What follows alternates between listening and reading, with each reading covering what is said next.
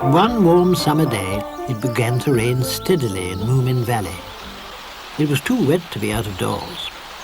Inside the Moomin house, the Hemulin was sorting out his dried flower collection, but everyone else was very bored. The Snork Maiden tried out different earrings, but she didn't like any of them. Sniff was asleep as usual. Snufkin decided they needed cheering up.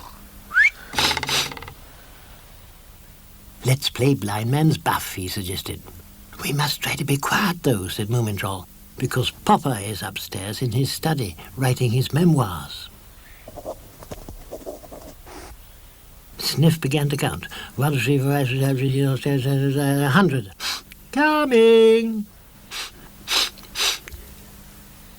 Moomintroll couldn't decide where to hide. Then he caught sight of the tall black hat. What a brilliant idea! Sniff would never think of looking there. Poor Moomintroll. He didn't know that whatever stayed in the hobgoblin's hat long enough changed into something quite different. Sniff soon found everyone else, and then they all joined in the search for Moomintroll. But by this time he was tired of waiting under the hat, so he shouted, "Here I am." "What's that?" said Sniff. "I say, look at this. Come on, help me. 1, 2, 3. Heave! Heave! Oh, come on now, all together.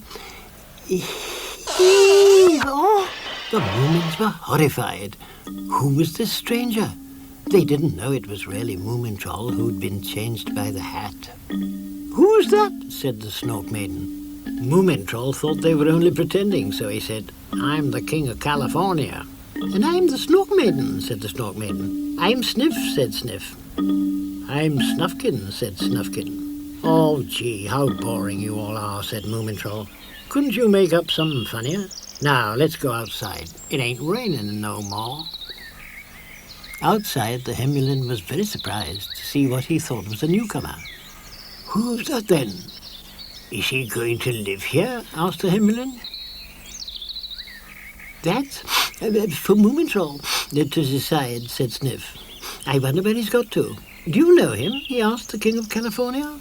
Now Moomintroll still thought they were only teasing him, so he said, "Oh yeah, I know him. And he's a real pain. I can't stand him." "How dare you?" cried the Snork Maiden. "He's the best Moomin in the whole world."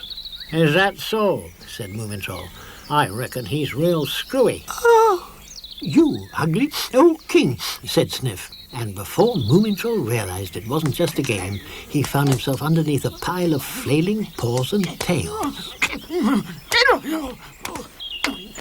"What are you doing there, children?" cried Moomin Mama. "Stop fighting at once." "They're walloping the King of California," said the Snork Maiden, "and it serves him right." "Never mind, it's gone far enough." "Mama," shouted Moomintroll, "they started it. 3 against 1. It's not fair."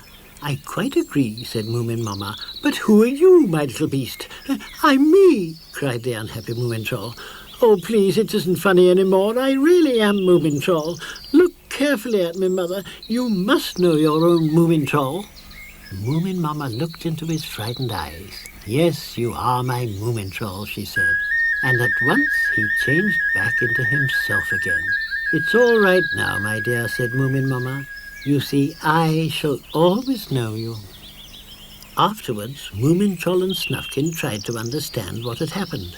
"Perhaps someone bewitched you," said Snufkin. "No," said Moomintroll. "No one bewitched me, but I was sitting under the black hat a long time."